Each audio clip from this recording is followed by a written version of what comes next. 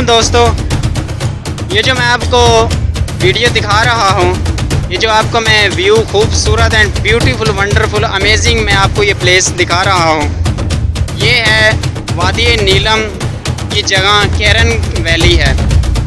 और ये दरमियान में से ये जो है दरियाए नीलम जा रहा है और उसकी जो सामने वाली साइड पे ये जो है ये मकबूजा कश्मीर है, मकबूजा कश्मीर की वादी है।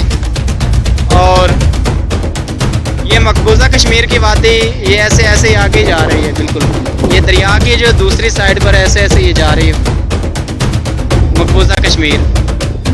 और ये सामने वाला जो व्यू है, सामने वाले जो हिल्स पहाड़ियाँ ये दरिया की दूसरी साइड पर हैं। यह मकबूजा कश्मीर का इलाका है जो कि इस वक्त भारत के हाथ में है।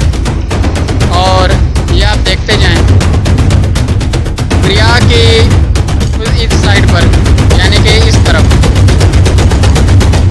तरफ ये आज़ाद कश्मीर है, यानी कि आज़ाद कश्मीर के खूबसूरत वैली नीलम वैली, ये नीलम वैली का एरिया है।